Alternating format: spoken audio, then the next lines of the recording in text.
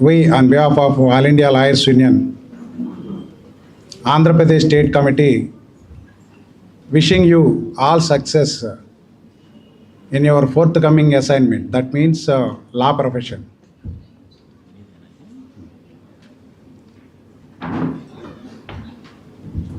So now, topic assigned to me is career in law. So there are the representation to this convention is from different colleges, varies from national law schools to private universities, government law colleges, private law colleges. So there are different perceptions to different levels.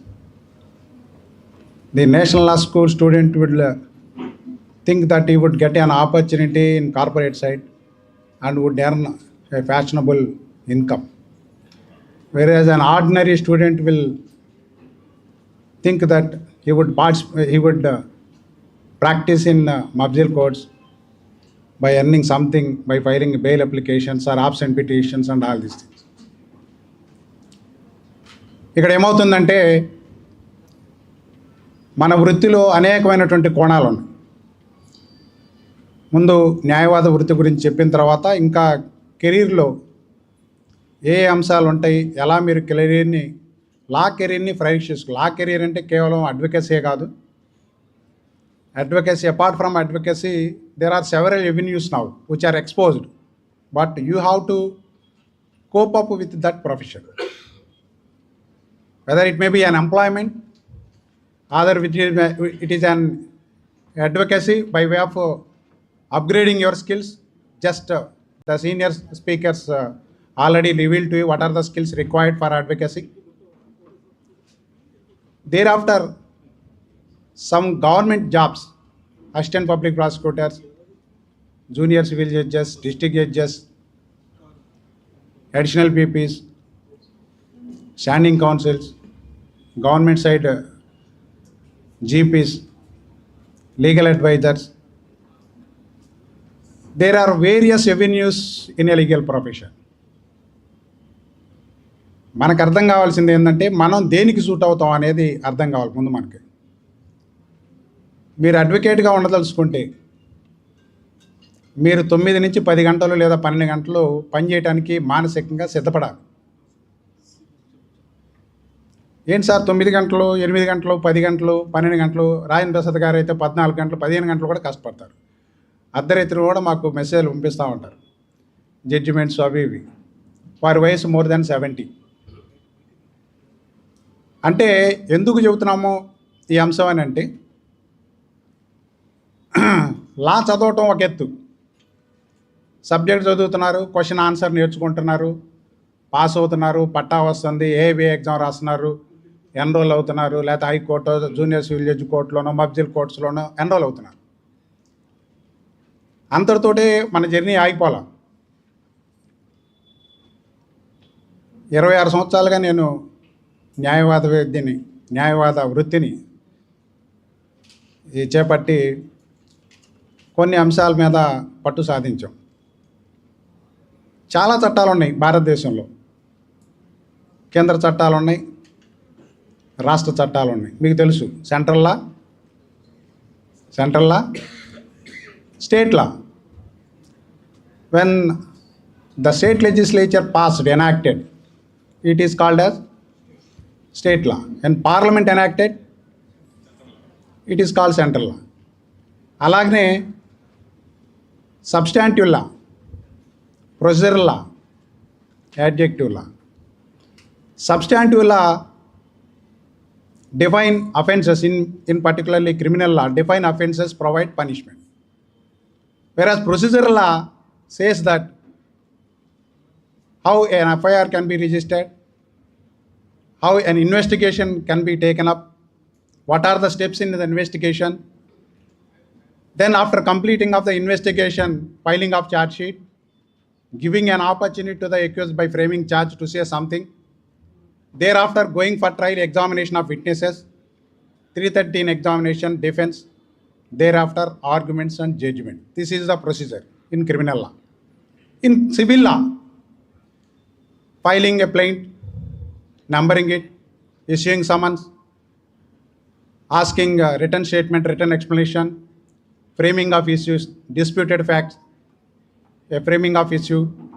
If defendants comes to the court and agrees that, yes, I indebted money to so-and-so person, there is no need of trial, it is true. మనకు సత్యహరిచంద్రులు అంటారు కదా, సత్యహరిచంద్రులాగా ఒప్పుకుంటేనేమో there is no need of trial. Disputed fact ఏం లేదు. When disputed fact arise, plaintiff says something that I gave money to so-and-so, defendant denies that, then there is controversies.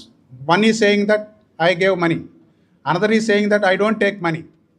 It is a disputed fact. So disputed fact, whenever a disputed fact arises, issue will be framed. అలాగనే prosecution కథనం murder చేశారనో rape చేశారనో పెడితే ముద్దాయి వచ్చి మీరు ఇంక విచారణ చేయక్కర్లేదు నేనే చేశాను అన్నాడు అనుకోండి, there is no dispute, charge will not be framed. So a disputed fact is a issue, a disputed fact is a charge.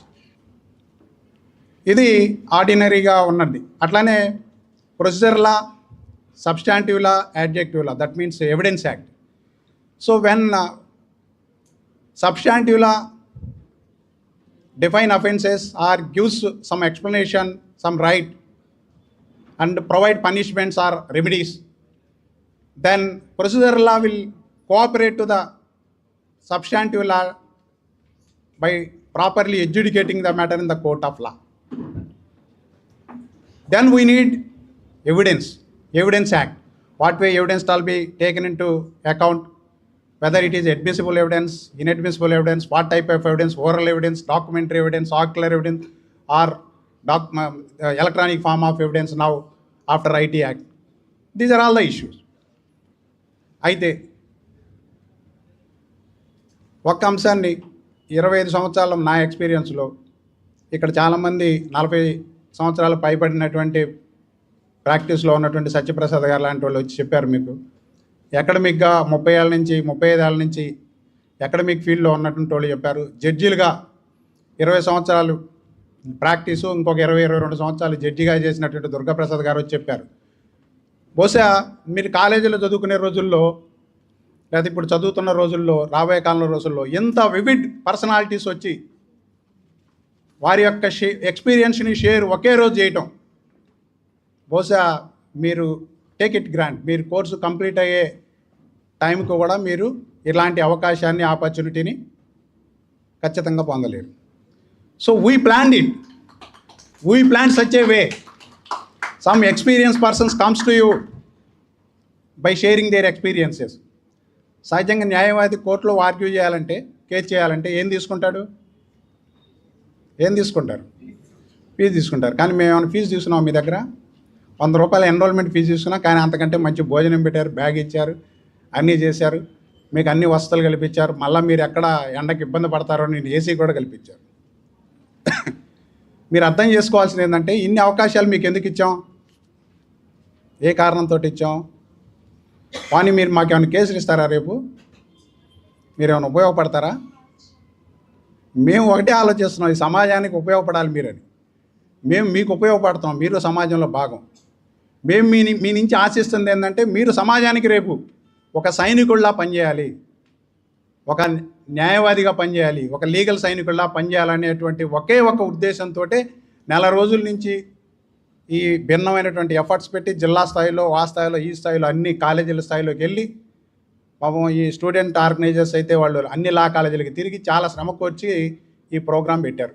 మా ప్రొఫెషనల్ టైంను కూడా డివోట్ చేసి మేము కంట్రిబ్యూషన్ చేసి అనేక విధాలుగా అన్ని అంశాలని ఇక్కడికి ఈ సక్సెస్ఫుల్గా కండక్ట్ చేయడానికి, ఇప్పుడు ఉదయం వచ్చినటువంటి స్పీకర్లు ఇంతమంది గ్యాదరింగ్ ఎలా చేయగలిగారా అని అడిగారు మమ్మల్ని. Only because of a social spirit which was there in the efforts of ఐలు. ఆ రకంగా రాష్ట్ర నాయకత్వం, ఐలు నాయకత్వం, మా మాధవరావు గారు జనరల్ సెక్రటరీ గారు, కుమార్ గారు రాలేదు, కర్నూలులో ఉన్నారు. అలాగే మా సెక్రటేరియట్ మీరు చూస్తూ ఉన్నారు మార్నింగ్ నుంచి, సంబర్ శ్రీనివాస్ గారు, వై రమేష్, అంకయ్య, అప్పారావు గారు, ఇట్లా సెక్రటరియట్ మెంబర్స్ అందరూ మీకోసం వాళ్ళ టైంని మానుకొని వాళ్ళ ప్రొఫెషనల్ టైంని ఈరోజు ఇక్కడికి వచ్చారు. ఫ్రెండ్స్, మేము చెబుతుంది ఏంటంటే న్యాయవాదిగా ఉన్నటువంటి విలువ ఈ సమాజంలో చాలా ఉంది. అయితే ఆ విలువ ఎవరి నుంచో రాదు. ఎవరి నుంచి వస్తుంది? మన నుంచే వస్తుంది. మీకు ఒక 2-3 ఉదాహరణలు చెప్తాను ఇప్పుడు. ఎలా మనకు మనమే న్యాయవాద వృత్తిని చేపట్టడం ద్వారా విలువని సంపాదించుకోవచ్చు అనేటువంటిది. నేను ఈ మధ్యకాలంలో ఒక కేసు చేశాను, మీరందరూ తెలుసుకొని ఉంటారు. Doctor Jethwani case, Mumbai heroine case. 3 IPS officers were still suspended, they are still under suspension. ఆ బాధితురాలికి మిగతా విషయాలు ఏమైనప్పటికీ ఒక పెద్ద క్యాపిటలిస్టు ఆ కేసు వెనక ఇన్వాల్వ్ అయినాడు. ఆయన కూడా ఒక పెద్ద లా స్కూల్ నడుపుతున్నాడు, దేశంలోనే ఎక్కువ ఫీజు ఉన్న లా స్కూల్ అది. చాలామంది కాంపిటెంట్ లాయర్స్ లేకపోతే రకరకాల వాళ్ళు ఉన్నారు ఆయన కూడా. కానీ ఒక బాధితుల తరపున మనం నిలబడి వారి తరపున ఫైట్ చేసి, సహజంగా మేము న్యాయవాద వృత్తిలోకి వచ్చిన తర్వాత ఒక పోలీస్ ఆఫీసర్ మీద కంప్లైంట్ చేయాలి, ప్రైవేట్ కంప్లైంట్ చేయాలంటే ఎవరు ముందుకు రారు. కారణం ఏంది? అమ్మో రేపు మళ్ళీ మన మీద ఏం కేసు పెడతారని భయం. లేకపోతే మనం ఎందుకు పోలీసు వాళ్ళు తగాదా తెచ్చుకోవాలి, మనం రోజు ప్రాక్టీస్ చేస్తున్నాం కదా అనేది కూడా మన లోపల ఉంటుంది. మేము చాలా సందర్భాల్లో మేమే తయారు చేసి ఇస్తామా, మీరు ఫైల్ చేయండి అంటే ముందుకు రాని సందర్భాలను కూడా మేము చూసాం. కానీ మన దగ్గర నీతి, నిజాయితీ, నిబద్ధత ఉండి క్లయింట్కి మనం సర్వీస్ చేయాలనేటువంటి దృక్పథం ఉంటే ఎదుటి వ్యక్తి ఎలాంటి వ్యక్తి అయినా మనం ఫేస్ చేయొచ్చు. అలాంటి ధైర్యం, అలాంటి చాకచక్యం, అలాంటి స్కిల్స్ని మనం ఇంబైబ్ చేసుకోవాలి. అవి ఎలా వస్తాయి? మార్నింగ్ చెప్పారు మీకు, రోజు చదవాలి. చదవటంతోనే రావు, చదవటంతో సబ్జెక్ట్ వస్తుంది. కానీ ఒక నీతి, నిజాయితీ, నిబద్ధత, వృత్తి పట్ల ఒక కార్యాచరణ అనేటువంటిది మనం అనునిత్యం ప్రజలతోటో జనాలతోటో మమేకం అవటం ద్వారా వచ్చేది. ఇది ఆ స్కిల్. మీరు ప్రజలతో లేరు, ప్రజల గురించి ఆలోచించరు, సమాజం గురించి ఆలోచించరు, మీరేం చేయలేరు ఈ సమాజానికి. జస్ట్ మీ వృత్తి చేస్తుంటారు, ఏదో ఒక కేసు వస్తుంది, అంతవరకు చేసేస్తారు. సమాజం మిమ్మల్ని గుర్తించాలి అని అంటే మీరు సమాజానికి కొంత చేయాలి. అందుకే ఆల్ ఇండియా లాయర్స్ యూనియన్ సమాజం కోసం ఇది చేస్తూ ఉంది, సమాజం గుర్తిస్తూ ఉంది. మీరు అందరూ వచ్చారు, 400 మంది గుర్తించారు. So when you take an initiation, society will recognise. ఆ విధంగా మేము ఎన్నో కేసులు చేసాం. సార్ ఇక్కడే కూర్చోన్నారు రాయన్ ప్రసాద్ గారు, ఆయన ఇప్పుడు జాతీయ అధ్యక్షులుగా ఉన్నారు. మాకు చాలా ఎక్స్పీరియన్స్, 40 సంవత్సరాల క్రిమినల్ సైడ్లో కానీ సివిల్ సైడ్లో కానీ చాలా ఎక్స్పీరియన్స్ని గెయిన్ చేశారు. 100,000 కేసుల్ని చేశారు ఆయన. రోజు ఒక 50-60 కేసులైనా లిస్ట్ అవుతాయి ఇక్కడ. అలాగనే ఇక్కడికి వచ్చినటువంటి వాళ్ళు చాలామంది ఆ విధంగా మా సెక్రటరియట్లో ఉన్నటువంటి వాళ్ళు కూడా నిజాయితీగా, నిబద్ధతగా పనిచేసి వర్క్ చేస్తాం. మనం నేర్చుకోవాల్సిన అంశం ప్రొఫెషన్లో ఏంటంటే, మనం ఎన్ని సంవత్సరాలు ప్రాక్టీస్ చేసినా ఇవాళ ప్రాక్టీసులు కొన్ని 10 సంవత్సరాలు చేయక్కర్ల. గతంలో అంటే కొన్ని 10 సంవత్సరాల్లో చేస్తే ఫ్లరిష్మెంట్ ఉంది, సమాజం గుర్తిస్తుంది. ఇవాళ మీకు సోషల్ మీడియా టూల్స్ వచ్చినాయి, మీరు లేకపోతే ఎలక్ట్రానిక్ మీడియా వస్తుంది, ప్రింట్ మీడియా వస్తుంది. ఒక మంచి కేసు చేసి ఒక కేసులోనే పేరు తెచ్చుకొని రాష్ట్ర వ్యాప్తంగానో జిల్లా వ్యాప్తంగానో గుర్తింపు పొందే అవకాశం ఈరోజు ఎక్కువ ఉంది గతంలో కంటే. గతంలో మనిషి టు మనిషి ప్రాపగేట్ చేసుకొని క్లయింట్ వచ్చి 10 మందికి చెబితే ఎప్పుడుకో పేరు వచ్చేది. ఇప్పుడు ఆ పరిస్థితి లేదు.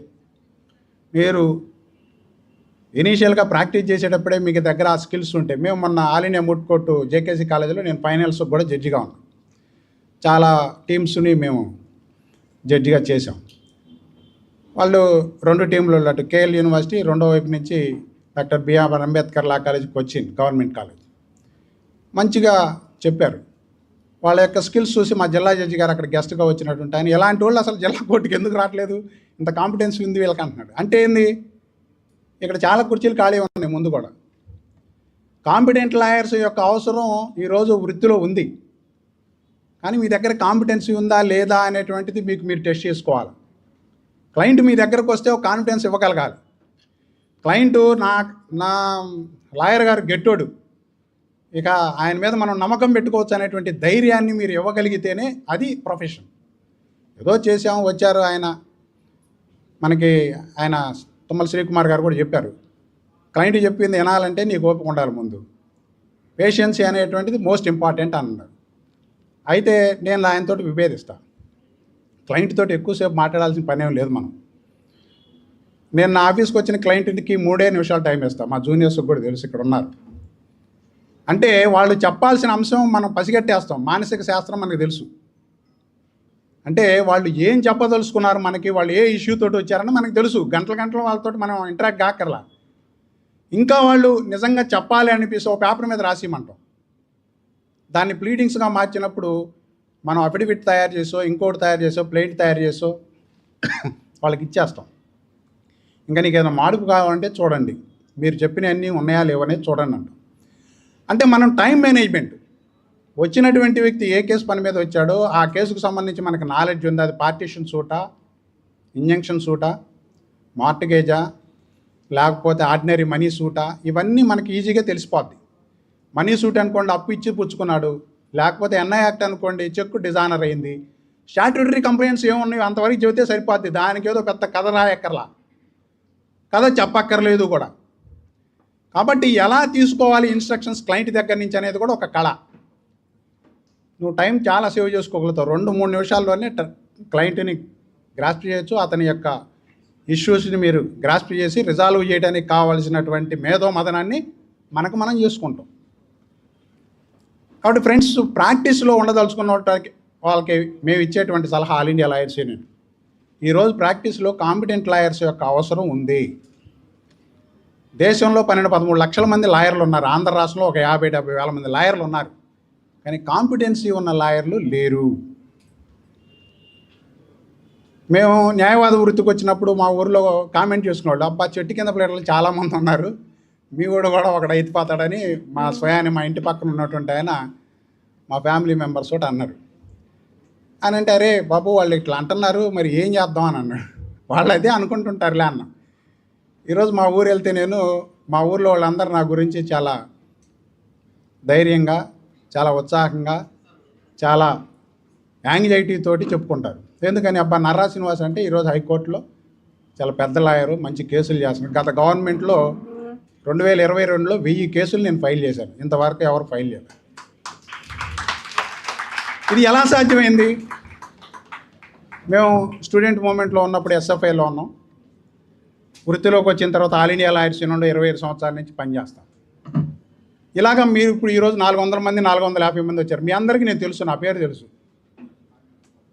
లేదు ఇప్పుడు నేను మీతో ఇంటరాక్ట్ అవుతున్నాను, నా గురించి మీరు అసెస్ చేయగలుగుతారు ఈ లాయర్ గారి యొక్క సామర్థ్యం ఏంటి అని. లేకపోతే ఇక్కడ ఉన్న స్పీకర్స్, మాట్లాడిన వాళ్ళు, టేబుల్ మీద ఉన్నోళ్ళు, మళ్ళా మనకి సూర్య గారు కూడా మనతో ఇంటరాక్ట్ అవుతారు. ఒక స్పీకరు మన ముందుకు వచ్చి చెప్పిన తర్వాత ఆయన దగ్గర ఎంత స్కిల్స్ ఉన్నాయి, ఆయన దగ్గర ఎంత ఇద్దత్తు ఉంది అనేటువంటిది, లేదా ఆయన దగ్గర ఎంత కెపాసిటీ ఉంది అనేటువంటిది మన స్పీకర్ని అంచనా వేయగలుగుతాం. అట్లానే ఒక లాయర్ కోర్టులో చేస్తూ ఉంటే లాయర్ని అంచనా వేస్తాడు క్లయింట్. ఇవాళ అనేక టూల్స్ వచ్చినాయి. మనం కోర్టులో వాదనలు చెబుతామంటే ఆయన ఆన్లైన్లో మన వాదనలు వింటూ ఉంటాడు, చూస్తూ ఉంటాడు క్లయింట్, ఆయన వీడియో కాన్ఫరెన్స్లోకి వచ్చి. కాబట్టి ఇలాంటి టూల్స్ వచ్చినాయి.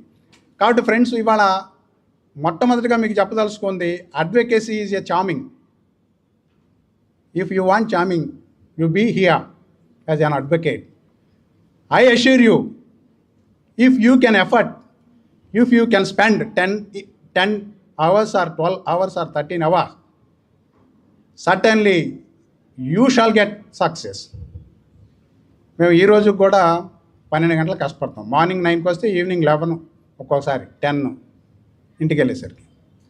ఎందుకని అంత అవసరం లేదు, మాకు కష్టపడాల్సిన అవసరం. కానీ నీకు up to date skills, up to date knowledge, up to date judgements, ఇవన్నీ చదవాలని అంటే నీకు టైం కావాలి. నువ్వు కారులో పోతున్నా చదువుకోవాలి, నువ్వు కోర్టులో ఉన్నా చదువుకోవాలి. అయితే ఇవాళ 2 రకాలైనటువంటి జూనియర్స్ వస్తున్నారు. కొంతమంది జూనియర్స్ ఏమో తొందరగా ఎదగాలి. ఎట్లా ఎదగటం? సబ్జెక్టుగా కాదు, ఆర్థికంగా ఎదగాలంటే ఏం చేయాలి? పోలీస్ స్టేషన్లో పోయి పంచాయతీలు చేయాలా, లేకపోతే ఇవి అని కాకమ్మ కబుర్లు చెప్పి క్లయింట్ని ఒకేసారి ఎక్స్ట్రా చేయాలి. 1,00,000, 2,00,000, 5,00,000 అడుగుతాడు. వాడికి ఏం తెలియదు మళ్ళా. అలాంటి వాళ్ళు కొంతమంది ఉన్నారు. కొంతమంది స్కిల్స్ నేర్చుకొని వచ్చి హైకోర్టులో మీరు వచ్చి చూడండి, కొంతమంది చూడండి చాలా చక్కగా ఆర్గ్యూ చేస్తారు. అంటే చదువుకునేటప్పుడే ఫౌండేషన్ వేసుకున్నాడు అతను. నేను గత 20 ఏళ్ల నుంచి ఈ కోర్ట్ అబ్జర్వేషన్కి వస్తున్నటువంటి స్టూడెంట్స్ తోటి అనేకమైన సెషన్స్ ఇలాంటివి నిర్వహించా. నేను ఒక 2-3 ప్రశ్నలు అడిగేవాడిని. వాట్ ఈజ్ లా అంట. ఎవరైనా చెప్పగలుగుతారా వాట్ ఈజ్ లా? ఫ్యాకల్టీ వద్దు, స్టూడెంట్స్.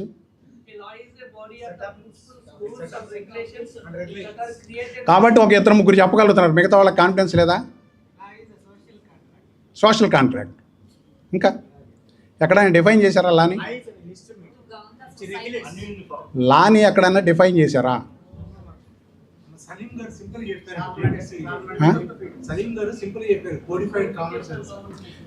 ఎక్కడైనా, నేను అడిగాను అదే ఇప్పుడు, ఎక్కడైనా లాని డిఫైన్ చేశారా? చేయలేదా? మరి ఇంతమంది సమూహం ఉంది, లా చదువుతున్నారు, 3 years old ఉన్నారు, 5th year old ఉన్నారు, 4th year old ఉన్నారు. లాని ఎక్కడైనా డిఫైన్ చేశారు అసలు? ఆ డెఫినేషన్ చెప్తే పుస్తకం బహుమతి. ఎక్కడన్నా చేశారా? చేయలేదా? ఆర్టికల్ 13 ఏంటి?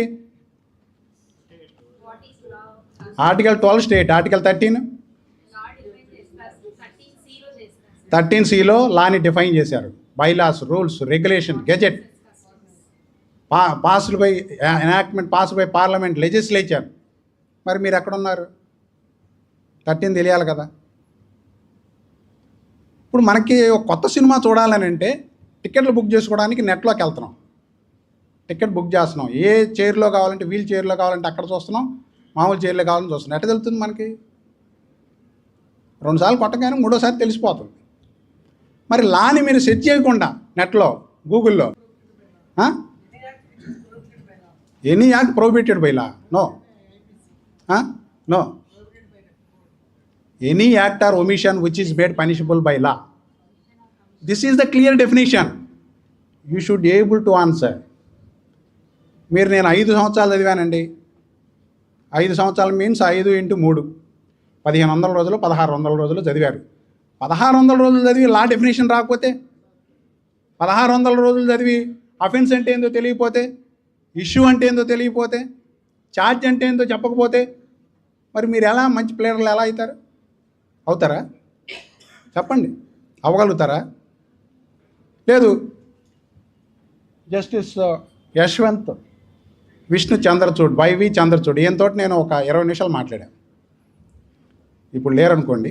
నేను ఆల్ ఇండియా మూట్ కోర్టుకి 5 times all India moot court చేశాను. ఒక మూట్ కోర్టులో ఈయన గెస్ట్గా వచ్చారు, మాకు జడ్జిగా వచ్చారు.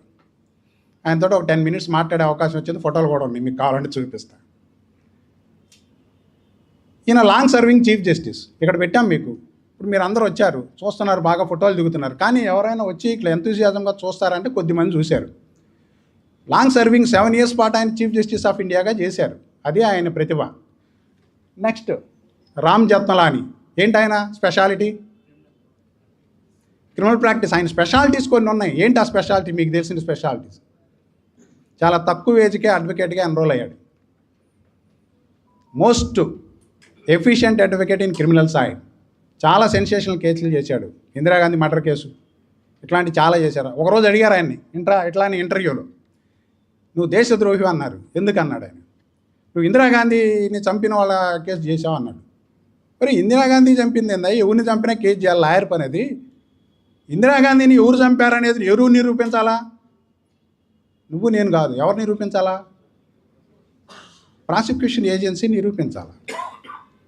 పోలీసులు సరైన కేసు పెట్టాలా, ఇన్వెస్టిగేషన్ చేయాలి. అది మనం చేసేది కాదుగా. వాళ్ళు పర్ఫెక్ట్గా చేశారనుకోండి, నేను ఎంత లాయర్లైనా, ఎంత వేరే విధేయ లాయర్లైనా సరే నెగ్గలుగుతానా, నెగ్గలేనా? It depends upon the investigation agency, outcome of the investigation agency, the investigation done by the investigation agency, the prosecution efficiently conducted by the state. అంతేగాని ఆ కేసు వాదించాడు కాబట్టి నువ్వు నన్ను దేశద్రోహాన్ని నన్నట్టు అంటావు, అది నీ పిచ్చితనం అన్నాడు. ఆయన ఎలానే అడిగారు. మీరు కావాలంటే చూడండి, యూట్యూబ్లో ఇప్పటికీ ఆ ఇంటర్వ్యూలు ఉన్నాయి. కాబట్టి ఒక సామాన్య పిల్లగాడు 18-19 ఏళ్ళకి ఆయన లా ఎన్రోల్ అయ్యి అడ్వకేట్గా స్ట్రగుల్ చేసి ఎన్రోల్ అయ్యాడు. ఆయన చనిపోయే నాటికి 83-84 ఏళ్ల వయసులో చనిపోయాడు. చనిపోయే నాటికి దేశంలో టాప్ లాయర్ అయ్యాడు. ఎలా కాగలిగాడు? అలాగే అక్కడ నాని పాల్కీవాలా గురించి చాలా ప్రముఖంగా చెప్పుకోవాలి మనం. ఈ దేశంలో కాన్స్టిట్యూషనల్ లాని డిసైడ్ చేయడంలో, కాన్స్టిట్యూషనల్ థియరీని ప్రొపగేట్ చేయడంలో కేశవానంద భారతి కేసులో ఆయన ఎన్ని రోజులు ఆర్గ్యూ చేశాడో మీకు తెలుసా? ఎవరికన్నా తెలీదా? 35 రోజుల పాటు ఆర్గ్యూ చేశాడు. సుప్రీంకోర్టులో 30 నిమిషాల ఆర్గ్యుమెంట్ చెప్పడం అంటే గగనం. మరి ఇవన్నీ తెలుసుకోవాలి కదా మీరు. ఒక లాయర్ కాదలుచుకున్నారు. పెద్ద పెద్ద లాయర్లు రామ్ జెత్మలాని ఏం చేశాడు, నాని పాల్కోవాలి, నేను తెలుసుకున్నా. ఎందుకు తెలుసుకోవాల్సి వచ్చింది? మనం కూడా అంత లాయర్ని అవుతామేమో, కనీసం ప్రయత్నం చేద్దామని. మరి మీరందరికీ ఆ ప్రయత్నం ఉండాలి కదా. అంటే గొప్ప వ్యక్తులు మనకి ఎప్పుడైనా స్ఫూర్తి. ఫ్రీడమ్ ఫైటర్స్ మనకు స్ఫూర్తి. మనకు స్ఫూర్తిలు పుష్ప 2లు, లేకపోతే ఇంకేమున్నాయి కొత్త కొత్త సినిమాలు. ఇప్పుడు యూత్ అంతా ఇటుపోతుంది. అరే ఇంత పెద్ద వ్యక్తులు ఉన్నారు దేశంలో. పాల్కీవాలా ఇలానే స్పీచ్ చెబుతా ఉంటే, పాల్కీవాలా 1 గంట సేపు బడ్జెట్ స్పీచ్ 1,00,000 మంది హాజరయ్యేవాళ్ళు బాంబేలో. మీరు చూడండి కావాలంటే, వీడియోలు చూడండి, వీడియోలు ఉన్నాయి. ఒక లాయరు బడ్జెట్ స్పీచ్ ఇచ్చామంటే 1,00,000 మంది అంటే ఇప్పుడు ఊహించగలం అసలు? నో. క్రికెట్కి అయితే వెళ్తారు 1,00,000 మంది, మామూలు ఇంక దేనికి వెళ్ళరు. మన దేశంలో దౌర్భాగ్యం అని. స్టేడియంలో కండక్ట్ చేసేవాడు బాంబేలో. మరి ఎంత ఎఫిషియన్సీ ఉంటే, అంత ఎఫిషియన్సీ రావడానికి ఆయనకు ఒక్కసారి రాలా. ఆయన స్టామరింగ్, నత్తితో బాధపడ్డాడు. ఇనీషియల్గా ఆయన వచ్చినప్పుడు నత్తి ఉంటే రోజు పోయి చెట్లకి పాఠాలు చెప్పుకునేవాడంట, చర్చిల్లాగా. లేకపోతే రోజు గంటల తరబడి ఎక్సర్సైజ్ చేసేవాడంట నత్తి పోవటానికి. చివరికి ఏమయ్యాడు? కాన్స్టిట్యూషనల్ లాలో ఎక్స్పర్ట్ అయ్యాడు. మినర్వా మిల్స్ కేసు దగ్గర నుంచి, కేశవానంద భారతి కేసు దగ్గర నుంచి, కాన్స్టిట్యూషనల్ ప్రిన్సిపల్స్ని అపహేళన చేసినటువంటి అనేక కేసుల్లో ఆయన లాయర్ అయ్యాడు. ఇంకా ఆయన గురించి ఇంకో ప్రత్యేకత చెప్తా. ఇందిరాగాంధీ ఎమర్జెన్సీ పెట్టింది, మీ అందరికీ తెలుసుగా. A year? 1975లో. 1975లో అలహాబాద్ హైకోర్టు రాజ్నారాయణ్ వర్సెస్ ఇందిరాగాంధీ కేసులో ఇందిరాగాంధీకి వ్యతిరేకంగా తీర్పిచ్చింది. ఏమని తీర్పిచ్చింది చెప్పగలరు ఎవరన్నా? ఎలక్షన్ చెల్లదండి. ఎందుకు చెల్లదండి? అదే ఏంటి ఆ అబ్యూజు? ఎస్, గవర్నమెంట్ అఫీషియల్స్ని ఆమె ఎన్నికల ప్రచారానికి, ఎన్నికల్లో ఆమె గెలుపొందడానికి ఉపయోగించారనేది ఎలిగేషన్. ఆ ఎలిగేషన్ ప్రూవ్ అయింది. అలహాబాద్ హైకోర్టు ఈమె ఎన్నిక చెల్లదని చెప్పింది. అప్పటికి ఆమె ప్రధాని. వెంటనే అప్పీల్ ఎక్కడికి పోయింది? సుప్రీంకోర్టుకు పోయింది. సుప్రీంకోర్టులో జస్టిస్ కృష్ణయ్యర్ వెకేషన్ బెంచ్లో ఉన్నారు. జస్టిస్ కృష్ణయ్యర్ లా మినిస్టర్గా చేశాడు, తెలుసా మీకు? కేరళ. జస్టిస్ కృష్ణయ్యర్ 3 వింగ్స్లో పనిచేశాడు. 3 వింగ్స్ అంటే ఎగ్జిక్యూటివ్, లెజిస్లేచర్, జ్యుడిషియరీ. 3 వింగ్స్ అయ్యాయి కదా. ఏంటి ఇంకా వాటికి కూడా అనుమానంగా చెప్తున్నారు? Executive, legislature, judiciary. సుప్రీంకోర్టు జడ్జిగా చేశాడు, మనందరికీ తెలుసు. ఎగ్జిక్యూటివ్ లా కమిషన్లో చేశాడు. తర్వాత లెజిస్లేచర్ ఎమ్మెల్యేగా చేశాడు, మంత్రిగాను చేశాడు కేరళలో, నమూద్రిపాద్ గవర్నమెంట్లో. ఆయన వెళ్తే ఒకరోజు నెహ్రూ గారు ప్రధానమంత్రిగా ఉంటే వాళ్ళ యొక్క ఏఐసిసి ప్లీనరీ మీటింగ్స్ ఎక్కడెక్కడో జరుగుతూ ఉంటాయి తమిళనాడులో, ఊటీలో. నెహ్రూ గారు అపాయింట్మెంట్ ఇచ్చాడు ప్రధానమంత్రిగా ఉండి, ఈయన మినిస్టర్ అప్పుడు. కానీ ఇందిరాగాంధీ ప్రెసిడెంట్ ఆఫ్ ఏఐసిసిగా ఉంది, ఆమె అపాయింట్మెంట్ ఇలా. కేరళలో మా గవర్నమెంట్ని ఇబ్బంది పెడుతుంది కాంగ్రెస్, కాస్త మాకు సహకరించండి, మేము మంచి పనులు చేయదలుచుకున్నామని ప్రధానమంత్రి చెబితే, అయ్యా నువ్వు పార్టీ గురించి మాట్లాడుతున్నావు కాబట్టి ఇందిరాగాంధీతో మాట్లాడమన్నాడు. ఇందిరాగాంధీ పార్టీ ప్రెసిడెంట్ కాబట్టి ఇందిరాగాంధీ దగ్గరికి వెళ్ళాడు. ప్రధానమంత్రి అపాయింట్మెంట్ ఇచ్చాడు, కానీ ఎవరు ఇవ్వలేదు, ఇందిరాగాంధీ ఇవ్వాల. మీరు కావాలంటే చదవండి, హిస్టరీలో ఉంది ఆయన గురించి. కృష్ణయ్యర్ హిస్టరీలో చదవండి. కృష్ణయ్యర్ ఏ లివింగ్ లెజెండ్ అని మంచి పుస్తకం ఉంటుంది, చదవండి అందరూ. అలాంటి పరిస్థితుల్లో ఒకసారి ఈయనకి అపాయింట్మెంట్ కూడా వెళ్ళిన పరిస్థితుల్లో ఆ కేసు కృష్ణయ్య గారి దగ్గరకు వచ్చింది. ఏం చేయాలి కృష్ణయ్య గారు? మామూలుగా ఆర్డినరీ హ్యూమన్ బీయింగ్గా మనం ఏం ఆలోచిస్తాం? రైట్, నేను అడిగితే ఒకసారి నాకు అపాయింట్మెంట్ ఇవ్వలేదు కదా, ఈ కేసులో సంగతి తేలుద్దాం అని అనుకుంటారు కదా జనరల్గా, ఆర్డినరీగా. అయితే judges must be unbiased. Krishnaiah గారు అలానే ఆలోచించాడు. పాల్కీవాలా గారు ఆర్గ్యూ చేశారు. ఒక ఆర్డర్, ఇంటీరియం ఆర్డర్ ఇచ్చారు, స్టే. రెగ్యులర్ బెంచ్ వచ్చేంత వరకు, వెకేషన్ బెంచ్ కదా, అలహాబాద్ హైకోర్టు ఆర్డర్ని స్టే చేస్తున్నానని చెప్పేసి స్టే ఇచ్చారు. స్టే ఇచ్చిన 2వ రోజే ఎమర్జెన్సీ పెట్టింది ఇందిరాగాంధీ. పెట్టిన తర్వాత నాని పాల్కివారా గారు కేసు వదిలేశారు, గివెనప్ చేశారు. నేను వకాలత్ గివెనప్ చేస్తున్నాను అన్నారు. గోఖలే లా మినిస్టర్ని పిలిచి చెప్పాడు, నేను కేసు వదిలేస్తున్నాను. గోఖలేకి మైండ్ పోయింది, ఏం చెప్పాలి నేను పోయి ఇందిరాగాంధీ గారికి. అప్పటికే ఆమె పవర్ఫుల్ ఇందిరాగాంధీ. సార్ ఏదో ఒక విధంగా ఆశిద్దాం, బాంబే బారు మా mother bar, Bombay bar resolve చేసింది ఎమర్జెన్సీకి వ్యతిరేకంగా ఫైట్ చేయాలంది. నేను ఆర్డర్ తెప్పించింది దేశంలో మానవ హక్కుల్ని పౌర హక్కుల్ని కాలరాయటానికి కాదు, ఒక అడ్వకేట్గా, నేను ఇండిపెండెంట్ అడ్వకేట్గా ఆలోచించి నేను ఈ నిర్ణయం తీసుకున్నాను, నేను వెనక్కి తీసుకున్నా అన్నాడు. నువ్వు నేను ఆ పని చేయగలుగుతావా లాయర్గా? ప్రధానమంత్రి కేసుని అంత అప్పనంగా వదిలేస్తావా మనం?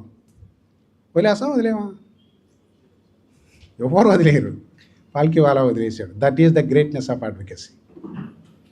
అడ్వకేసీకి ఉన్నటువంటి విలువ అది. మన మీద ఎవరి ప్రభావం ఉండదు. ఇంతకుముందే చెప్పారు కదా పెద్దలు, ఆ ఇండిపెండెంట్నెస్ అనేటువంటిది అడ్వకేసీకి మనల్ని ఎవడు ప్రభావితం చేయలేడు, ఏ రాజకీయ నాయకుడు ప్రభావితం చేయలేడు. వ్యవస్థలో రాజకీయ నాయకులు తప్పులు చేస్తారు, అధికారులు తప్పులు చేస్తారు, ఎగ్జిక్యూటివ్ తప్పు చేస్తుంది, లెజిస్లేటర్లు తప్పు చేస్తారు. వాళ్ళందరినీ ప్రశ్నించే హక్కు మనకే ఉంది, ఇంకెవడికి లేదు ఈ దేశంలో. That is the greatness of advocacy. అందుకని ఇండిపెండెన్స్ ఆఫ్ అడ్వకేసీ మనం ప్రిజర్వ్ చేసుకునేటట్లయితే మనం బీయింగ్ ఎ లాయర్ మిగతా వాళ్ళందరికంటే హైయెస్ట్ పెడెస్ట్రల్లో ఉంటాం. ఆ విలువని కాపాడుకోవాల్సింది కూడా మనమే, మనకు విలువను ఆపాదించుకోవాల్సిందే మనమే, ఆ విలువను కాపాడాల్సుకోవాల్సింది మనమే. ఇలాగా ఉదాహరణలు చెబితే నాకు ఇప్పుడు కనీసం ఒక 2-3 గంటల పట్టుద్ది, కానీ నేను ఆ వివరాలన్నీ చెప్పను. ఆ తర్వాత ఆ చివరి ఆయన ఎవరు, ఆయన పేరు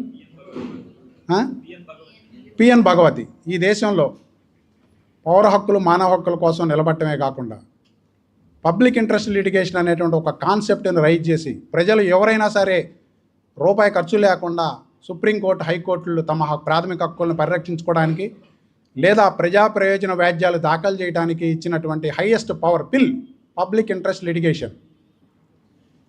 అటువంటి అవకాశం కల్పించినటువంటి మహోన్నత న్యాయమూర్తి భగవతి, కృష్ణయ్యర్, భగవతి, వీళ్ళంతా. కాబట్టి ఫ్రెండ్స్, ఎంతోమంది న్యాయవాదులు ఈ వృత్తిని చేపట్టమే కాకుండా మన దేశానికి మన వృత్తికి వెన్నె తెచ్చారు. కానీ కొంతమంది న్యాయవాదులు పోలీసులతో మిలాఖత్తయ్యి, దొంగలతో మిలాఖత్తయ్యి, దొంగ షూరిటీలు పెట్టి అవి చేసి ఈ చేసి వృత్తి విలువని చెడగొడుతున్నారు. అవసరం లేకపోతే బాయ్కాట్లు చేసి, ఒక బాయ్కాట్ అంటారు, మన సెంట్రల్ గవర్నమెంట్ వెనక్కి తీసుకుందన్న అయినా బాయ్కాట్ అని నిర్ణయించాం కాబట్టి 2 రోజులు బాయ్కాట్ అంటే ఎక్కడుంది అసలు? ఏంది ఇంత అన్యాయం? మనం లాయరమా లేకపోతే ఎవరివి? కొద్దిగా కామన్ సెన్స్ ఉండాలి కదా. బట్ నేను బిల్లు వెనక్కి తీసుకున్నాను, మళ్ళీ బిల్లు పెట్టినప్పుడు మళ్ళీ యాజిటేషన్ చేయొచ్చు, అది వేరే సంగతి. అంటే నీ పని ఎగ్గొట్టడం నీ పని. ఎంత మెచ్యూర్డ్గా ఆలోచించాలి ఒక లాయర్. బట్ ఫ్రెండ్స్, ఇది అడ్వకేసీలో ఉన్నటువంటి అంశం. ట్రయల్ సైడ్ అడ్వకేసీ దగ్గర నుంచి హైయెస్ట్ సైడ్ సుప్రీంకోర్టు వరకు కూడా ఇవాళ కాంపిటెన్స్ లాయర్స్ యొక్క అవసరం ఉంది. మీరందరూ ఎంత కాంపిటెన్స్ అంటే ఎలా వస్తుంది? మీరు ఎవ్రీడే ఒక కనీసం 5 hours 10 hours సబ్జెక్ట్ మీద కేటాయించాలి. లా కంప్లీట్ అయినాటికి నేను కొంతమందితో ఇంటరాక్ట్ అయితే వాళ్ళు ఎంత షార్ప్గా ఉన్నారంటే, ఒక ఫండమెంటల్ రైట్ మీద కేసులు చెప్పంటే ఒక 20 కేసులు టక్క టక్క టక్క టక్క చెబుతున్నారు. ఇప్పుడు మీలో ఎవరైనా నేను ఒక టాపిక్ ఇచ్చి I'm sure about that I can confidently say at least 5 judgements అని ఒక్కళ్ళైనా చెప్పండి. ఎవరైనా లేవండి, నేను అడుగుతాను. ఇప్పుడు లేరు. అంటే మీరు ఎఫర్ట్ చేస్తున్నట్టే చేయనట్ట? మీరు ఎఫర్ట్ చేస్తున్నట్టే చేయనట్టు చెప్పండి. మీరందరూ స్టూడెంట్సే కదా. కాబట్టి మీరు వచ్చిన డే 1 నుంచి సబ్జెక్ట్లో ఉన్నటువంటి మల్టీ ఫ్యాసెట్స్ ఏమున్నాయి, ఫండమెంటల్ రైట్స్ ఏంటి, ఆ రైట్స్ వైలేట్ అయితే ఏమేమి జడ్జిమెంట్స్ ఉన్నాయి, పబ్లిక్ ఇంట్రెస్ట్ లిటిగేషన్స్ ఏమేంటి, ఎట్లాంటి ఆర్డర్స్ తీసుకున్నారు, లేకపోతే క్రిమినల్లో ఎలక్ట్రానిక్ ఫామ్ ఆఫ్ ఎవిడెన్స్ యొక్క వెలిడిటీ ఏంటి, ఎప్పుడు ఎలక్ట్రానిక్ ఫామ్ ఆఫ్ ఎవిడెన్స్, ఇప్పుడు సెల్ ఫోన్లు ఈ టెక్నాలజీ వచ్చిన తర్వాత ఎలక్ట్రానిక్ ఫామ్ ఆఫ్ ఎవిడెన్స్ వచ్చిన తర్వాత అనేకమైనటువంటి ఇష్యూస్ వస్తున్నాయి. వీటి వెలిడిటీ ఏంది, సెక్షన్ 65B ఏంటి అసలు, అది ప్రైమరీ ఎవిడెన్సా సెకండరీ ఎవిడెన్సా, సివిల్లో అదే పరిస్థితి. అలాంటి అనేకమైనటువంటి ఇష్యూస్ వస్తాయి. ఇప్పుడు ఆర్బిట్రేషన్, కన్సిలియేషన్, మీడియేషన్, చాలా ఇష్యూస్ వస్తూ ఉన్నాయి. వీటి మీద కనీసం 10 సబ్జెక్టుల మీదనో 15 సబ్జెక్టుల మీదనో మీరు పర్ఫెక్షన్ సాధించాలి. మీరు ఏ పర్ఫెక్షన్ సాధించకుండా నాకు ప్రాక్టీస్ రావాలి, నేను జూనియర్గా రాగానే నాకు 10,000 సీనియర్ డబ్బులు ఇవ్వాలి, లేకపోతే నాకు అసలు ఇన్కమ్ రావట్లేదు, ఏంటంటే మీ దగ్గర కాంపిటెన్సీ లేకుండా మీకు ఎవరు ఇన్కమ్ ఇస్తారు? మీ కేసు కూడా ఎవరు. కాబట్టి friends, we have to prepare our mode have to be change. Subject expert కావాలి అని అంటే పర్ఫెక్షన్ రావాలి సబ్జెక్ట్లో, ఆ విధంగా చేయాలి. అది అడ్వకేసీకి సంబంధించి. ఇక turning out to other options. ఇప్పుడు జూనియర్ సివిల్ జడ్జి ఎగ్జామ్ ఉంది. మీరు లా పాస్ అయిన మరుసటి రోజు నుంచే ఎగ్జామ్కు మీరు అర్హులు. లా డిగ్రీ ఉంటే చాలు మీకు. ఇప్పుడు కొత్తగా అవకాశం ఇచ్చారు. అంతకుముందు 3 years కంపల్సరీగా ప్రాక్టీస్ ఎక్స్పీరియన్స్ ఉండేది. ఇప్పుడు అది తీసేశారు. దానివల్ల చాలా ప్రమాదాలు కూడా వచ్చినాయి. వీళ్ళు వచ్చినటువంటి వాళ్ళకి ప్రాక్టీస్ గురించి తెలియదు, సబ్జెక్ట్ తెలియదు, అంతకంటే చెబితే ఏమీ అర్థం చేసుకునే పరిస్థితి లేదు. చాలా ఇబ్బంది వస్తుంది. అయినా ఒక గ్రూప్ 1 ఆఫీసర్ పోస్ట్ లాగా judge post, junior civil judge post చాలామంది ఇట్లా పాస్ అయ్యి అట్లా వచ్చి సెలెక్ట్ అయ్యి వెళ్ళిపోయిన వాళ్ళు ఉన్నారు. 23 ఏళ్ళకి, 24 ఏళ్ళకి, 25 ఏళ్ళకి. మా జూనియర్స్ 15 మంది సెలెక్ట్ అయ్యారు. రాయన్ ప్రసాద్ గారి ఆఫీస్ నుంచి ఒక 20 మంది సెలెక్ట్ అయ్యారు జడ్జెస్. ఇప్పుడు అనేక పొజిషన్స్లో ఉన్నారు. అంటే మనం చెప్పదలుచుకుంది ఏంటంటే, మీరు సబ్జెక్ట్ తర్వానేసి ఉంటే ఇమీడియట్గా జాబ్ పొందడానికి junior civil judge group 1, group 2 మీరు చూసి ఉంటారు, లక్షల్లో కాంపిటీషన్ ఉంది. వేరే ఇప్పుడు జేసీజే నోటిఫికేషన్ వచ్చి అప్లికేషన్స్ కాల్ఫర్ చేశారు ఒక 50 పోస్టులకి. మొత్తం మీద కలిపిన 3,000 మంది, 4,000 మంది రాయరు. ప్రిలిమ్స్ అయిపోయిన తర్వాత 50 పోస్టులకి 50 బదులు 500 మందే ఉంటారు కాంపిటీషన్. అదే నీకు గ్రూప్ 1 అయితే కొన్ని వేలు, లక్షల్లో ఉంటారు. ఈక్వల్ క్యాడర్, కాస్త అటు ఇటు, శాలరీ కూడా అదే పరిస్థితి. అంటే ఎంత ఆపర్చునిటీ ఉంది నీకు. ఏపీపీలు 3 years ఎక్స్పీరియన్స్ వస్తే ఏపీపీ ఎగ్జామ్ రాయొచ్చు. Additional public prosecutor 7 years exam రాయొచ్చు. సిబిఐ అయితే మేము కొన్ని అప్లై చేసాం. వాళ్ళు మెరిట్ బట్టి, మనకు వచ్చిన లాలో వచ్చినటువంటి పర్సంటేజ్ని బట్టి కూడా ఒక్కొక్కసారి తీసుకుంటున్నారు కౌన్సిల్స్గా. అలాగనే లీగల్ అడ్వైజర్ పోస్టులు, స్టాండింగ్ కౌన్సిల్స్. ఇలాగా ఇవాళ వృత్తిలో చాలా అవకాశాలు పెరిగినాయి. అవకాశాలు తగినట్టు స్కిల్స్ ఉండలేదు. కాంట్రాక్టింగ్, అదే లా ఫర్మ్స్లో, లేకపోతే ఈ legal adviser, corporate legal advisers, drafting, ఇవన్నీ. కాబట్టి మీరు అన్ని అంశాల్లో త్వరగా ఉంటే, లీగల్ అక్యుమెన్, సబ్జెక్ట్ ఎక్స్పర్టైజ్ ఉంటే, మీకు నాలెడ్జ్ ఉంటే, ఇప్పుడు మీరు నన్ను ఏ అంశం మీద అయినా అడగండి, ఒక 5-10 జడ్జిమెంట్లు చెప్పగలుగుతాను నేను. లేదు, ఐపీసీలో 511 చెప్తా, సిఆర్పీసీలో 484 సెక్షన్లు చెబుతా. నేను ఇప్పుడు ప్రాక్టీస్ చేసేది హైకోర్టులో ఎక్కువ రిట్ జ్యూరిడిక్షను, లేకపోతే సర్వీసు, ఇవి చేస్తున్నా. కానీ ఎందుకు గుర్తుంచుకున్నా అంటే, ఒకసారి మనం చదివిన తర్వాత పదే పదే దాన్ని నెమరు వేసుకోవడం ద్వారా ఆ సబ్జెక్టును మర్చిపోకూడదు. నువ్వు పుష్ప సినిమా చూసో, లేకపోతే ఇంకో సినిమా చూసో, లేకపోతే రకరకాల సినిమాలు చూసి బాగా గుర్తుపెట్టుకుంటున్నారు. వేషాలు వేస్తున్నారు, యూట్యూబుల్లో పోస్టులు పెడుతున్నారు, మళ్ళీ వాటిని అనుకరించి పెడుతున్నారు. లేకపోతే ఆ సంక్రాంతికి మళ్ళీ వచ్చిందో ఆ పాట వస్తే కొన్ని 100 మంది యువకులు వాటిని అనుకరిస్తూ వీడియోలు చేసి సోషల్ మీడియాలో పెట్టారు. మరి మనం కూడా మన వృత్తికి సంబంధించి, మనకి ఉపాధినిచ్చి, మనకు డబ్బులు ఇచ్చేటువంటి వృత్తిలో మనం ఎన్ని అనుకరణలు చేయాలంటే ఇలాంటి మహానుభావులు, మేధావులు ఎంతోమంది మనకి మార్గదర్శకులుగా ఉన్నటువంటి లాయర్లు ఉన్నారు. వాళ్ళ లైఫ్ హిస్టరీని చదవాలి. మీరు ఒక ఆఫీస్కి వచ్చిన తర్వాత ఒక డ్రాఫ్ట్ చెప్తే రాయలేని పరిస్థితుల్లో ఉంటే సీనియర్ మిమ్మల్ని ఎట్లా ఎంకరేజ్ చేస్తాడు? లేదు, సీనియరు 9 8 వస్తే, మీరు 10 11 గంటలకు వస్తే సీనియర్కి మీ మీద ఇంప్రెషన్ ఏమొస్తుంది? ఇలాంటి అన్ని అంశాలని బేరీ చేసుకొని కమిట్మెంట్గా పనిచేయగలిగినటువంటి పరిస్థితికి మేకప్ అయితేనే మనం ఈ వృత్తిలో రాణించగలుగుతాం. లేకపోతే ఇంకొక వృత్తి, రియల్ ఎస్టేట్ వ్యాపారం చేసుకుని డబ్బులు సంపాదించుకోవచ్చు మన తెలివితేటలతో. మనం ఈ వృత్తిలో ఉన్నామంటే సమాజపరంగా సమాజానికి సేవ చేయాలనే చెప్తున్నాం. ఇప్పుడు ఈరోజు హైకోర్టులో ఈ లీగల్ ఎయిడ్ కౌన్సిల్స్ లిస్టులో నేను ఉంటా. క్రిమినల్ సైడ్లో చాలా కేసులు నాకు ఎంట్రెస్ట్ చేస్తారు. ఊరకనే సర్వీస్ చేసి పెడతాం. 10-15 కేసులు ఎక్విట్లు ఇప్పించాం, మర్డర్ కేసు తినట్టు. అలానే ట్రయల్ కోర్టులో కూడా అదే చేసాం. చాలా ఆ విధంగా ప్రోబానో కేసులు చాలా చేస్తున్నాం ఫ్రీగా. పబ్లిక్ ఇంట్రెస్ట్ లిటిగేషన్ చాలా వేసాం. గత గవర్నమెంట్ చేసిన దుర్మార్గాల మీద చాలా వేసాం. అంటే ఎందుకు వేస్తున్నాం? ఐలుగా కూడా మేము ఈ కరోనా కేసుల్లో, ఈ కరోనా పెరగకుండా గవర్నమెంట్ చర్యలు తీసుకోవాలని, అలాగే నా ఇంజెక్షన్స్, రెమ్డెసివిర్ ఇంజెక్షన్స్ ఇవన్నీ ప్రైవేట్గా ఎట్టబడితే అట్లా 30,000 50,000 అమ్మకుండా ఉండాలని ఐలు ఇంటర్వెన్షన్ తోటి నోడల్ ఆఫీసర్లను అపాయింట్ చేశారు ప్రతి హాస్పిటల్కి. దాని ద్వారా హాస్పిటల్స్ మీద చెక్ వచ్చి వాడు ఎక్కువ డబ్బులు కలెక్ట్ చేయకుండా చాలామంది బెనిఫిట్ పొందారు. 10 రోజులకు ఒకసారి లిస్ట్ అయ్యేది, ప్రతి 10 రోజులకు ఒకసారి కోర్టు వెరిఫై చేసేది, మనం డేటా ఇచ్చేవాళ్ళం. అంటే సోషల్ స్పిరిట్తో పనిచేయడం ద్వారా నేను పోలవరం మీద వేశాను. ఇంతకుముందే నేను చెప్పారు కదా ఇందాక, పర్సనాలిటీ డెవలప్మెంట్ మీద, జీవో 42. మొట్టమొదట ఈ ఎయిడెడ్ సిస్టమ్ని తీసేస్తూ జీవో ఇస్తే 42 దాన్ని నిలువరించడం కోసం ఎస్ఎఫ్ఐఎల్ నా దగ్గరకు వస్తే మొట్టమొదటిగా స్టే తీసుకుంది నేను. ఆ తర్వాత వీళ్ళందరూ వచ్చారు. కాబట్టి ఫ్రెండ్స్, నేను టైం కూడా మీరు కూడా బాగా వెళ్ళాలి కాబట్టి మళ్ళీ నాకు కాషన్ కూడా వచ్చింది. స్టూడెంట్స్ చాలా దూరం వెళ్ళాలి. మీకు చెప్పదలుచుకుంది ఏంటంటే, మన వృత్తి చాలా విలువైన వృత్తి. అయితే మన వృత్తికి విలువ రావాలంటే మనం కూడా విలువ కలిగిన పనులు చేయాలి. మనం విలువ లేని పనులు చేస్తే మన వృత్తికి విలువ రాదు. యాజ్ ఎ ఫ్యాక్టర్ ఈరోజు అనేకమైన అంశాలు, మీరు లాయర్గా కేవలం లా చదవటమే కాకుండా sociology, psychology, history, world affairs ఇవన్నీ చదవాలి. నేను రోజుకు 6 పేపర్లు చదువుతాను. పొద్దున్నే లేవడంతో ముందు పేపర్లు కంప్లీట్ చేస్తాను. కారణం ఏంటంటే, ప్రపంచం ఏం జరుగుతుంది, లీగల్ అఫైర్స్ ఏంటి, ఇందులో ప్రతి సుప్రీంకోర్టు జడ్జిమెంటు రిపోర్ట్ అవుతుంది. కనీసం జిస్ట్ రాస్తారు. మనం మొత్తం చదవకపోయినా అలాంటి లీగల్ ఇష్యూస్ ఏమొచ్చినాయి, హైకోర్టు జడ్జిమెంట్స్, సుప్రీంకోర్టు, ఇలాంటి అనేకమైన వస్తున్నాయి. మీరు వాటిని చదువుకొని కేవలం చదువుకోవడమే కాకుండా ఒక నోట్బుక్ తీసుకొని రాసుకోవాలి. కొత్త వొకాబులరీని తయారు చేసుకోవాలి. కొత్తగా లీగల్ టర్మ్స్ ఏం వచ్చిందో తెలుసుకోవాలి. ఆ వొకాబులరీకి కావాల్సిన సినానిమ్స్, యాంటానిమ్స్ ఏంటి, మీనింగ్ ఏంటి, ఇవన్నీ డిక్షనరీ ఎత్తుక్కోవాలి.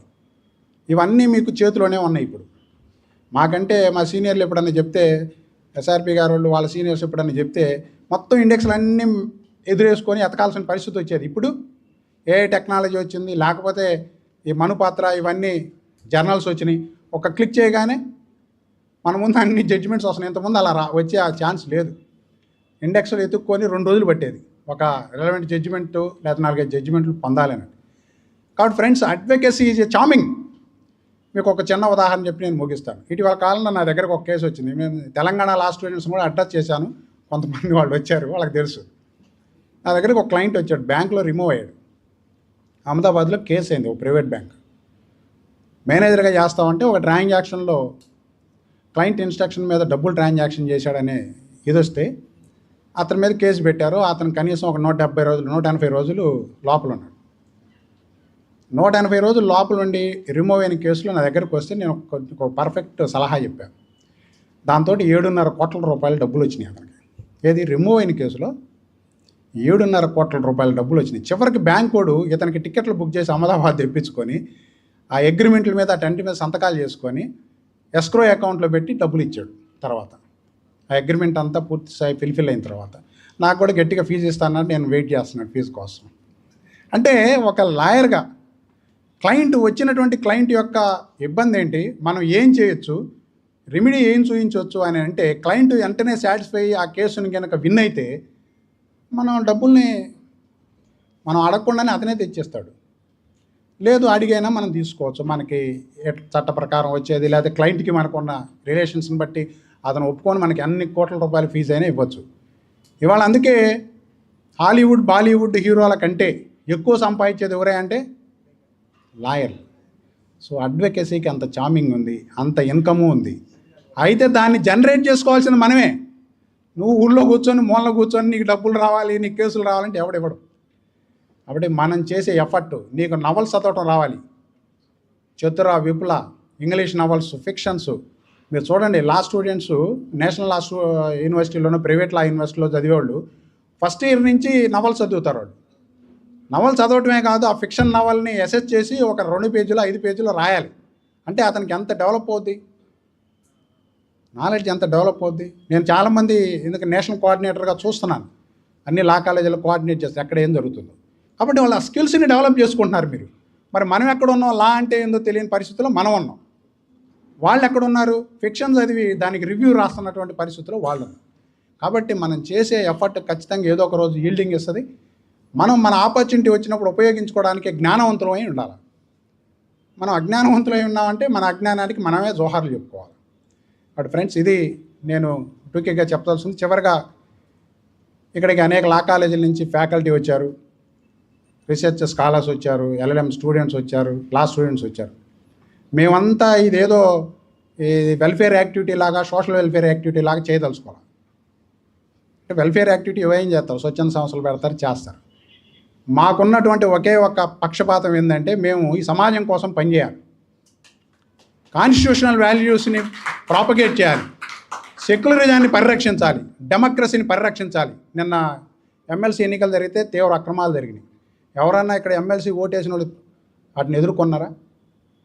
డెమోక్రసీని ఫ్లరిష్ చేయడం అంటే ఏంటి? అక్రమాలు జరుగుతున్నప్పుడు ఆపాలి. నువ్వు ప్రేక్షక పాత్ర వహించి పోతే పోయిందిలే, జరిగితే జరిగిందిలే అంటే నువ్వేం డెమోక్రసీని ప్రొటెక్ట్ చేసినట్టు? సెక్యులరిజానికి ఎఫెక్ట్ వచ్చింది, కమ్యూనల్ వైలెన్స్లో ఎరప్ట్ అవుతా ఉన్నాయి. దానికి ఎవడు కారణం? వాడి మీద నువ్వు ప్రచారం చేయాలి. ఇవన్నీ చేయకుండా కాన్స్టిట్యూషనల్ ప్రిన్సిపల్స్లో బేసిక్ స్ట్రక్చర్ ఏదైతే మనం చెప్పుకున్నాం, కేశవానంద భారతీయులు, we the people of India resolve to constitute India India socialist, secular, sovereign, democratic country అని మనం చెప్పుకుంటా దాని గురించి మనం ఏమీ చేయకుండా ఫేస్బుక్లో ఒక పోస్ట్ పెట్టి నాకు బాగా దేశభక్తి ఉందంటే నీకు దేశభక్తి లేదని అర్థం. నీకు దేశభక్తి ఉందంటే ఈ డెమోక్రసీకి, ఈ సెక్యులరిజానికి, ఈ జస్టిస్కి, ఈ సోషలిజానికి వస్తున్నటువంటి ఇబ్బందులు, ఛాలెంజెస్ని ఫేస్ చేయడానికి సిద్ధంగా ఉండాలి. దానికి మన కంట్రిబ్యూషన్ ఉండాలి. కాబట్టి ఫ్రెండ్స్, మేము ఈ మొత్తం కన్వెన్షన్ ఇంత పెయిన్ఫుల్గా తీసుకొని మిమ్మల్ని అందరినీ ఇక్కడ వేరు వేరు ప్రాంతాల నుంచి తీసుకొచ్చింది వరకేదో ఒక సోషల్ ఆస్పెక్ట్ చెప్పు, లేకపోతే ఒక ఏదో ఈ మన ఏదో అంటారు కదా ఉట్టిగా చేసి పంపించడానికి కాదు. మాకు ఒక లక్ష్యం ఉంది. అది ఐలు రాజ్యాంగ లక్ష్యం. రాజ్యాంగ లక్ష్యాలను ఐలు అడాప్ట్ చేసుకొని పనిచేస్తూ ఉంది. మీ అందరినీ మీ నుంచి మేము ఒకటే ఆశిస్తూ ఉన్నాం.